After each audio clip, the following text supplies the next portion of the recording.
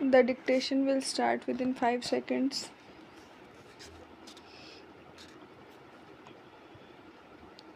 Start.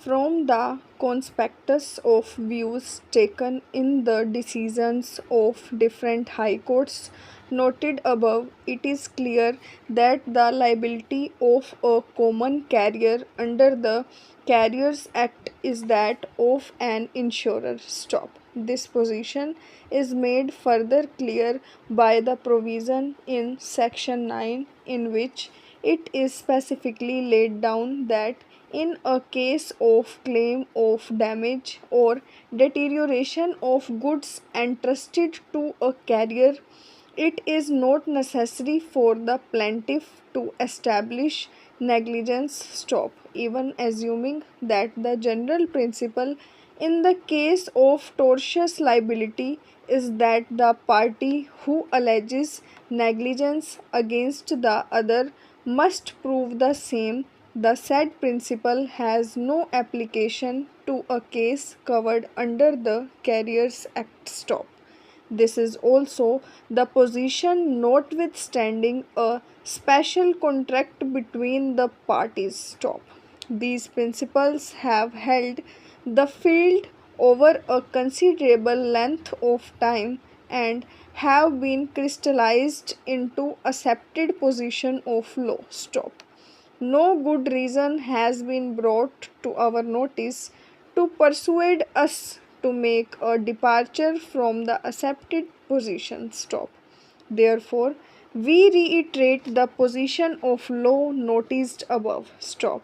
The consequential position that follows is that the contention of learned senior counsel that the respondents herein, having failed to establish negligence on the part of the appellant, their claim for damages should be rejected, cannot be accepted. Stop. Paragraph change.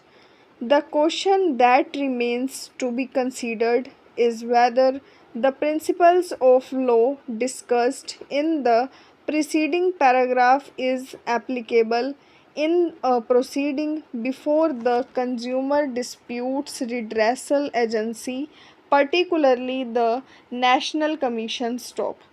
In this regard, the contention of learned senior counsel is that the use of the term suit in Section 9 of the Carriers Act shows that the provision is applicable only to the cases filed in civil court and does not extend to proceedings before the National Commission, which is to decide complaints by consumers following a summary procedure. Stop.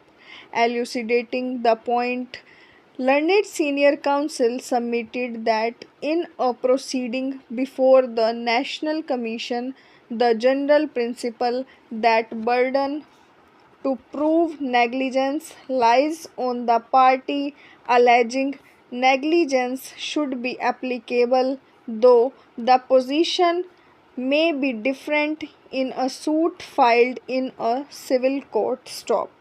The term suit has not been defined in the Carriers Act, nor is it provided in the said act that the term suit will have the same meaning as in the Civil Procedure Code. Stop. From the above, it is clear that the term suit is a generic term taking within its sweep allegations all proceedings initiated by a party for realization of a right vested in him under law. Stop.